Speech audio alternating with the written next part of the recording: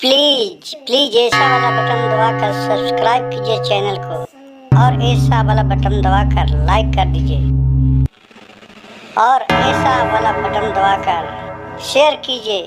आपका एक शेयर हमारे लिए बहुत मायने रखता है। मोहन और गीता एक गांव में रहती थी। वो दोनों दूसरा समाज के, मोहन को दूसरा जात के थी और गीता एक दूसरा जात के थी। वो दोनों शादी कर रही थी आपस में। उस शादी के गुस्सा से लोगों ने उस गांव से उसको निकाल दिया था और बोला कि तुम लोग जाओ, दूसरे गांव में रहना, इस गांव में नहीं आना। मोहन और गीता दोनों बहुत दूर चले जाते हैं। उस इलाका को छोड़कर दूसरे इलाका में चले जाते हैं। वहाँ एक जंगल में दोनों रहने लगते हैं। तो मोहन बर बाजार में काम करने के लिए जाते हैं। वहाँ से काम करके 10-20 रुपया कमाते हैं, उसी से राशन पानी किन के लाते हैं। तो घर में गीता खाना बनाती है और खाती है और दोनों परिवार अच्छा से रहने लगे। इसी तरह कुछ दिन बीतते गया। अब गीता सोची कि मोहन तो रोज बाजार जाते हैं और वहां से कमा के लाते हैं, तो खाना बनाते हैं और हम दोनों परिवार खाते हैं। इससे कितना वक्त गुजारा चलेगा। अब क्यों ना हम भी कुछ दिन और घर बैठे बैठे रहते हैं, चलते हैं, कुछ काम हम भी करते हैं। तो जंगल में घूम रही थी तो वहाँ एक नदी नजर आया। नदी में वो देखा तो मछली बहुत है, तो नदी से वो मछली पकड़ के और लाई, घर में लाई और मछली और भात बनाई। और वहां से सोहन आए और उसका एक लड़का भी हुआ था। वो लड़का भी, तीनों बैठ के प्रेम पूर्वक खाना खाने लगे और इसका मछली बहुत ही स्वादिष्ट हुआ और मछली भात का बहुत तारीफ करने लगे। अब इसका औरत सोची गीता ने कि क्यों ना मछली पकड़ के हम भी जाते हैं बाजार में बेचते हैं, तो कुछ पैसा होगा तो दोनों को इससे अच्छा अपना काम धाम करूंगा, घर द्वार बनाऊंगा और एक लड़का है जिसको पोषण पालन करूंगा। वो भी मछली लेकर बेचने चला गया बाजार में।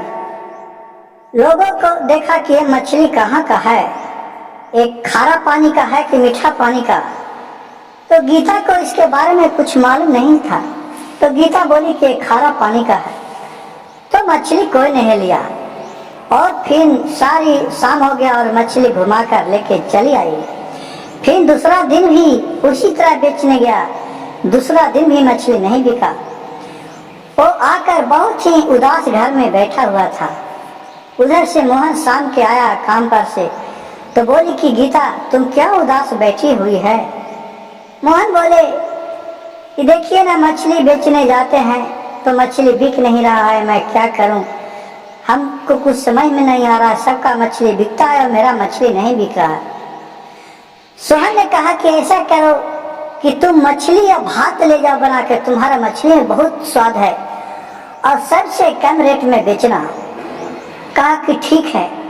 तो एक टिफिनकारी में मछली, एक टिफिनकारी में चावल बनाया और वो गीता दूसरे दिन लेके चला गया और एक ठेला पर रख के मछली और भात बेचने लगा। बोला कि ले आओ आओ लो, मेरे 20 रुपये प्लेट मछली भात है, 20 रुपये प्लेट मछली भात है। एक आदमी ने उधर देखा कि 20 रुपये प्लेट मछली भात है, उन्होंने आया तो मछली का भात खाया, बहुत ही अच्छा स्वाद लगा। फिर दूसरा ने उस दिन तुरंत सब मछली भात बिक गया। और इसी तरह दिन प्रतिदिन वो रोज रोज जाती थी और मछली भात बेच के चला आता था। और सोहन बोला कि देखा, मैं तुमको अच्छा नॉलेज दिए ना कि तुम मछली भात बेचो, कितना अच्छा तुम्हारा प्रोग्रेस बिजनेस चल रहा है। कही कि हाँ ठीक है। और ये जाती थी और कितना तो ग्राहक लोग इंतजार करते रहता था कि गीता कब आएगी मछली भात लेकर। वो मछली भात के नाम पर पूरा विख्यात हो गया वो बाजार में। और इसी तरह रोज मछली भात बेचने लगा और सोहन भी उसी को दुकान पर रहने लगा, क्योंकि उससे पार नहीं लगता था, इतना भीड़ जमा हुआ था। और उसका बेटा भी, तीनों खूब पैसा कमाने लगा और फिर घर अच्छा तरी 2 तल्ला आया, घर बनवाया और रंग पेंट करके अच्छा तरी रहने लगा।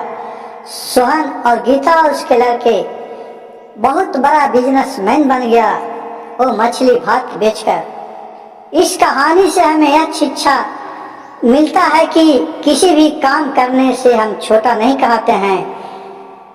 कब भगवान किसको कितना देगा उसको कोई नहीं जानता है। अगर मेरा वीडियो अच्छा लगे तो चैनल को सब्सक्राइब कीजिए, लाइक कीजिए और शेयर कीजिए।